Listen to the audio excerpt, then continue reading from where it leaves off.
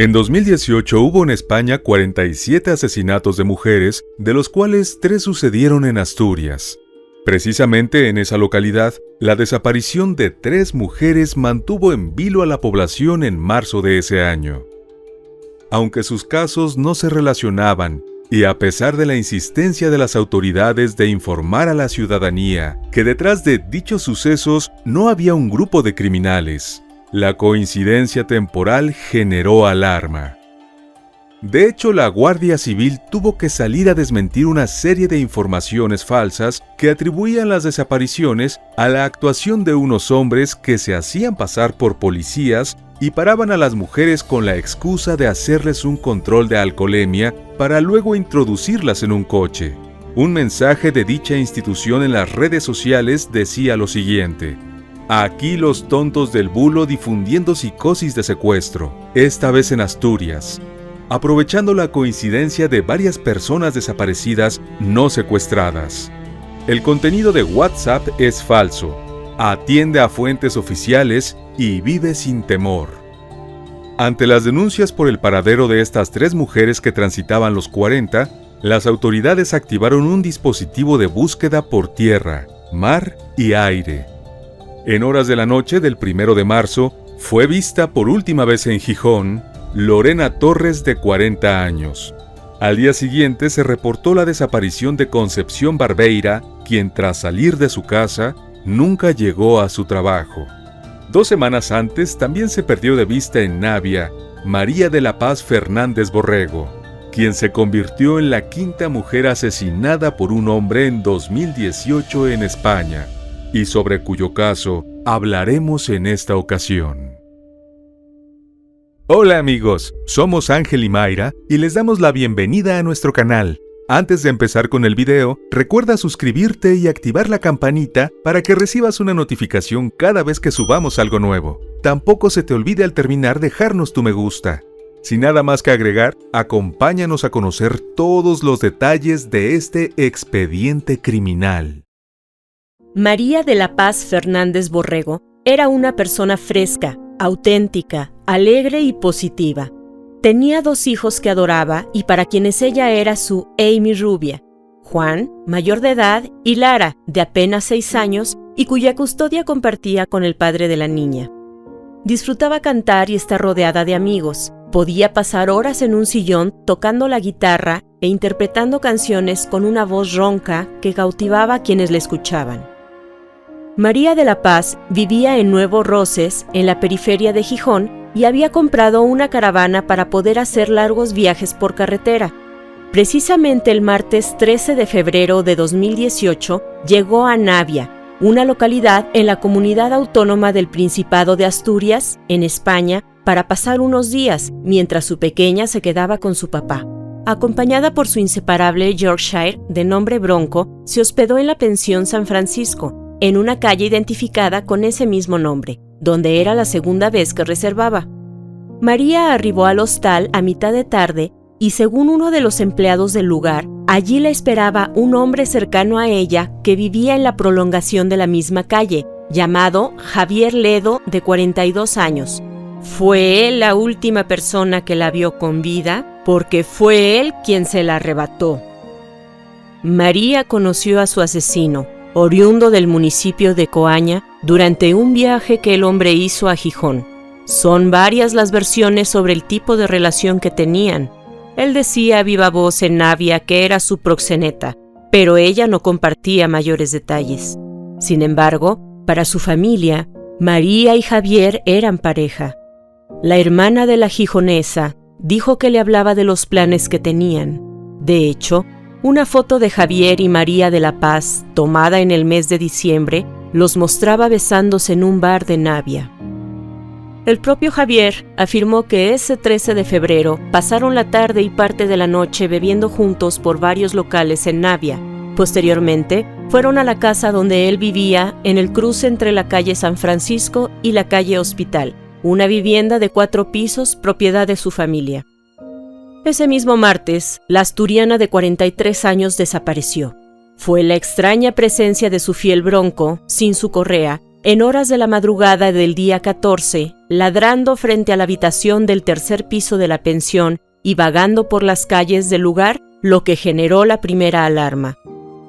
Al ver al animalito solo, el camarero del hospedaje le avisó al propio Javier: «Vi al perrín por ahí solo, jugando con 2 mujeres. Fui a avisar a Javier, que vive a 20 metros del hostal. Le dije que estaba el perro de su novia por ahí solo y él me insistió en que no era su novia», comentó.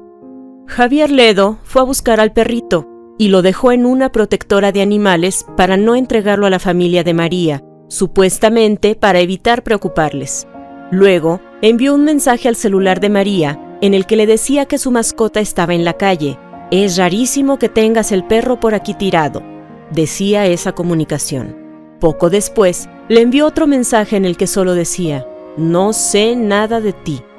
Luego de eso, fue a la pensión y le pidió a una de las empleadas que revisara la habitación de María.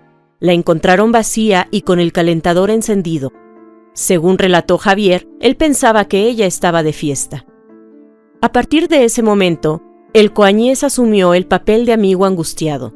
Así lo recuerdan empleados del hospedaje, según declaraciones reflejadas en medios locales. Se preocupaba por lo que le hubiera pasado a su amiga. Iba a los bares y no rehuía la conversación. Si salía el tema, decía que, si habían matado a María, al asesino habría que meterle cárcel permanente revisable. El teléfono móvil de María dio señal por última vez en la localidad de Busmargalí, a 8 kilómetros del hostal en el centro de Navia, a 14 de las inmediaciones del hospital de Harrio, en donde apareció su vehículo, al día siguiente de perderse su rastro, y a 16 del lugar donde fue hallada sin vida tras 21 días de angustia y una intensa búsqueda por parte de las autoridades. El 6 de marzo, su cuerpo fue encontrado flotando en el embalse de Arbón por un piragüista vecino de la localidad, quien dio aviso a las autoridades con una llamada al 112 Asturias poco antes de las 4 de la tarde. Quedaba confirmado el peor de los presentimientos de sus amigos y familiares. Su hermosa voz se había apagado para siempre. De inmediato se efectuó un despliegue que contó con el Grupo Especial de Actividades Subacuáticas, miembros de la Policía Judicial de la Guardia Civil de la Comandancia de Oviedo y el forense, para llevar a cabo el levantamiento del cadáver y el registro de la zona. A pesar del deterioro del cuerpo por el tiempo que permaneció sumergido en el agua, pudo ser reconocida por el cabello, la ropa y el tatuaje en su hombro. Las pesquisas del Instituto Anatómico Forense de Oviedo confirmaron que se trataba de un homicidio. Aunque las marcas en su cuello revelaron que hubo un intento de estrangulamiento, no fue eso lo que la mató, sino los golpes que recibió en la cabeza con un objeto contundente. Por otro lado, la ausencia de ropa interior hizo que los investigadores infirieran que hubo una agresión sexual. Desde un primer momento, la policía vio como sospechoso a Javier, a quien mantuvieron bajo vigilancia permanente hasta que procedieron a su detención el viernes 9 de marzo, luego de lo cual pasó a disposición del juzgado de Luarca por el caso de asesinato con agravante de género. De inmediato, se le trasladó al Centro Penitenciario de Asturias. Un día antes, Javier ofreció declaraciones al diario La Nueva España en las que se decía inocente. El hombre aseguró que María solo era su amiga y que el día de su desaparición iba a verse con un sujeto que prestaría 800 euros para arreglar su vehículo. Aunque en distintas entrevistas reconoció que pasaron horas juntos y visitaron varios bares, mantenía su inocencia y aseguraba que cuando se despidieron quedaron en volver a verse para cenar en casa de la madre del sospechoso, pero ella nunca se presentó. Con toda la sangre fría del caso, Javier afirmó que mientras siguieran centrados en él como sospechoso, no encontrarían al verdadero asesino. Javier guardaba y hacía referencia a los últimos mensajes de voz que intercambió con María ese fatídico día. En 2 de esos audios, la víctima le transmitía su preocupación porque quedó en verse con un hombre en Navia. «Javi, he quedado con un tío en Navia. Me dijo que me conocía y yo no lo conocía de nada. Se fue, vaya chungo, y tiré 100 euros a la máquina tragaperras. Me he quedado sin la pasta para la autocaravana, me faltan 100 euros, vaya mal rollo». decía uno de los mensajes enviados el 13 de febrero a las 21:28 horas. Desde que se perdió la pista de la gijonesa, el sospechoso efectuó sucesivas publicaciones en redes sociales con la foto de María y enlaces a noticias sobre el caso. Así, el 27 de febrero colocó un link que llevaba a una noticia según la cual el Ayuntamiento de Navia había entregado a la Guardia Civil las grabaciones de las cámaras, donde presuntamente había desaparecido su víctima. El 28 compartió otro que hacía referencia a la esperanza que tenía la familia de María de que ésta apareciera con vida. Posteriormente compartió al menos 5 publicaciones más antes de la aparición del cuerpo, con información sobre la desaparición de María y también sobre las otras mujeres cuyo rastro se había perdido. Luego de la confirmación de su muerte, también publicó una imagen de la víctima con un crespón negro. El 9 de marzo, Juanín Fernández, hijo mayor de María, le dedicó a su madre un sentido homenaje a través de su cuenta de Facebook, el cual acompañó con fotos en las que aparece con su mamá y su hermanita. La publicación decía lo siguiente: «Y por fin, mamá, por fin descansarás como te mereces. Sé que me vigilarás desde el cielo en el que tú creías, para que nunca deje de ser el hombre que te prometí que sería, porque el dinero no enseña los valores que tú me has enseñado, con ese corazón tan enorme. Tu felicidad y esas ganas tan inmensas de disfrutar cada momento, cada minuto contigo, mamá, ahora lo valoro. Y es que cuando cierro los ojos, aún te escucho cantar, te veo riendo, disfrutando con tus amigos, la música, tu manera de sentirla y de vivirla. Por ti, mamá, cumpliré tu sueño con la finca y pienso hacerlo tal y como tú la imaginabas. Todo, hasta el mínimo detalle. Déjalo en mis manos. Ahora es mi meta. Por favor, ahora tú descansa en paz», concluyó. El 10 de marzo de 2018 se llevó a cabo la ceremonia en recuerdo de María en la funeraria de Cabueñes, que según reportaron medios locales, se quedó pequeña ante la cantidad de personas que se acercaron a despedirla. Durante la homilia, el sacerdote dedicó sántidas palabras a sus familiares, quienes, como es lógico, se encontraban visiblemente afectados. Posteriormente, el cuerpo de Fernández Borrego fue trasladado al cementerio municipal de Deva, donde se le dio sepultura. La Guardia Civil registró varias veces la casa de Javier. El viernes 9, agentes del Laboratorio de Criminalística inspeccionaron la vivienda con ayuda de perros adiestrados, y el sábado continuaron en otros 2 domicilios relacionados con Javier, cuyos familiares, destrozados por la situación, declinaron ofrecer declaraciones. Según informaron medios españoles, el hombre tiene 4 hermanas y otro hermano que para el momento de su detención también se encontraba en prisión. Los vecinos del único sospechoso por la muerte de María lo describieron como una persona soberbia y agresiva que hablaba con desprecio de la víctima. Javier no tenía una profesión conocida. Si bien en los últimos tiempos, antes de los hechos, decía que plantaba faves, la legumbre utilizada en la conocida fabada asturiana. En la pensión afirmaron que no podían decir de qué vivía Javier. De hecho, sostuvieron que en realidad malvivía, porque habitaba una casa propiedad de la familia que era grande, pero estaba hecha un asco, con todo lleno de bultos y sacos. El asesinato de María no era el primer caso de violencia con el que se relacionaba a Javier. Se le acusó de poner un cuchillo en el cuello de una vecina y también tenía antecedentes por malos tratos contra su exmujer. También lo señalaron por el robo de un bar de la zona, durante el cual se hizo con dinero, tabaco y otros objetos. Incluso los vecinos refirieron haberlo visto vendiendo ese tabaco robado por las calles. Los agentes que registraron el domicilio del detenido hallaron restos de sangre en la vivienda. Sus esfuerzos en ese momento se concentraban en encontrar el arma usada para cometer el asesinato, en establecer las circunstancias en que éste se produjo y determinar si el perpetrador contó con colaboración o, por el contrario, actuó solo. El domingo 11 de marzo, el único sospechoso del crimen, quien había insistido en su inocencia, aceptó su responsabilidad ante la contundencia de las pruebas con las que contaba la Guardia Civil. Según las primeras declaraciones del sospechoso, sus supuestos problemas para caminar eran un impedimento para conducir un vehículo como el que usó el asesino, lo que fue desmontado por los agentes, pues encontraron que si bien no tenía licencia, los últimos 24 meses se había movilizado en un auto del cual se deshizo poco después de la desaparición de María. Javier afirmaba que la víctima nunca fue a su vivienda el día que se dejó de saber de ella. Sin embargo, a pesar de que el imputado tuvo varias semanas para borrar las huellas del paso de Fernández por su inmueble, los expertos en criminalística encontraron evidencias de la presencia de María en el lugar, específicamente en la cocina. Por razones de seguridad, durante la fase de instrucción del proceso contra Javier Ledo Ovide, el acusado fue transferido al Centro Penitenciario de Villayerro, ubicado en Mansilla de las Mulas, en la provincia de León. Mientras respondía por el asesinato de María de la Paz, el hombre fue condenado a 13 meses de cárcel por el juez del Penal 1 de Gijón por haber violado la orden de alejamiento impuesta con relación a la madre de su pequeño hijo.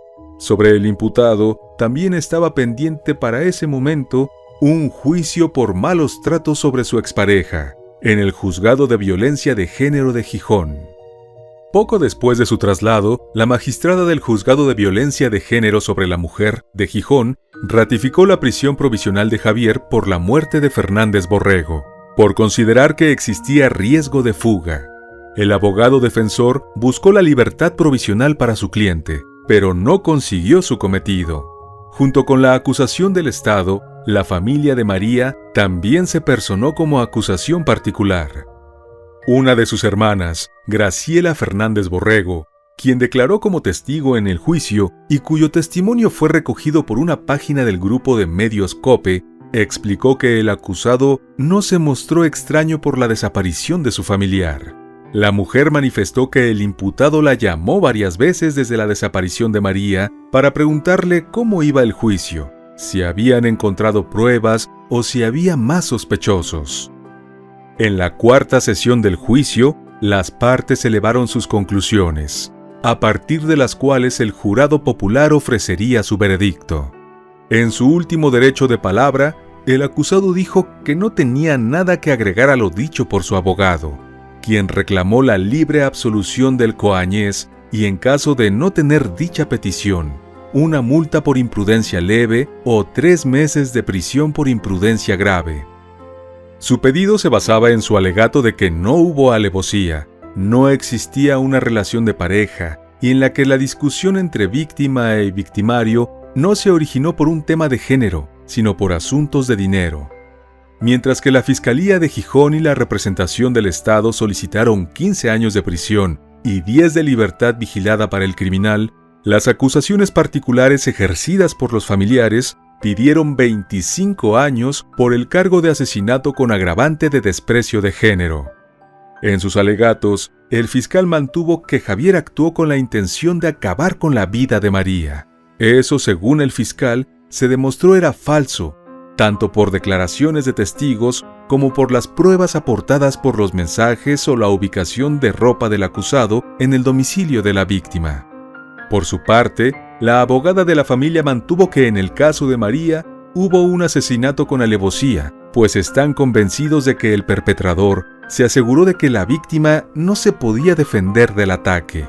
Un jurado popular declaró al acusado culpable del asesinato de la gijonesa y consideraron que la mató de forma voluntaria y consciente, y eliminando toda posibilidad de defensa.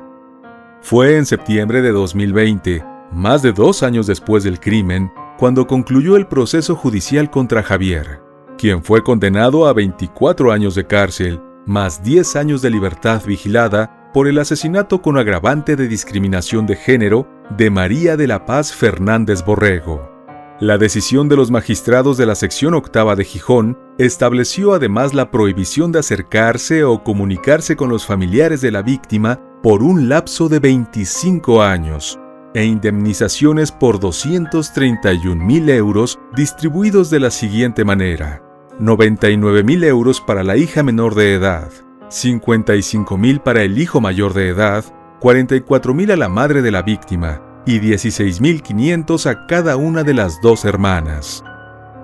En el fallo, la audiencia declaró que Javier actuó movido por los celos y con un sentido de posesión respecto a María de la Paz. El escrito establece que el condenado atacó sin previo aviso, de forma sorpresiva, imprevista y repentina, con la intención de acabar con la vida de la mujer, mientras ésta mantenía una conversación con un exnovio a través de WhatsApp. En cuanto al arma homicida, se determinó que el asesino usó un rodillo de cocina envuelto en una bolsa y varias piedras, algunas de ellas de gran tamaño. Con estos objetos, el perpetrador le infligió golpes en los brazos, en la parte izquierda de la cara, la cabeza y el hombro izquierdo, de forma sucesiva, repetida y desmesurada. Producto del violento ataque, la agredida murió debido a un traumatismo cráneoencefálico severo. Al verificar la muerte de María, el hombre decidió deshacerse del cuerpo en el pantano de Arbón. Asimismo, buscando desaparecer evidencias que lo relacionaran con el homicidio, quemó el resto de las prendas de la mujer en la finca familiar. Javier, quien en su primer momento se dijo inocente y tras su detención reconoció su culpabilidad, durante el juicio sostuvo que la muerte de María fue un accidente que se produjo cuando ella, en estado de embriaguez, cayó por unas escaleras, concediendo que por temor decidió arrojar su cuerpo al agua. Pero las pesquisas forenses descartaron esa versión, pues las lesiones de Fernández no pudieron producirse con una caída. El informe de medicina legal arrojó que la víctima recibió al menos 5 fuertes golpes en la cabeza con un objeto contundente. Pero las noticias sobre Javier no culminaron con su sentencia. Hacia finales del mismo año en que fue condenado, el hombre respondió por un ataque con cuchillo ocurrido también en 2018 contra una mujer de 89 años en Coaña, en la localidad de Oporto. Como sucedió en el caso de la gijonesa, el hombre negó ser el agresor de la anciana. Javier Ledo reconoció durante el juicio en el juzgado de lo penal número 2 de Avilés que hizo trabajos de mantenimiento en una finca de la mujer y que solo entró a la cocina para buscar su pago.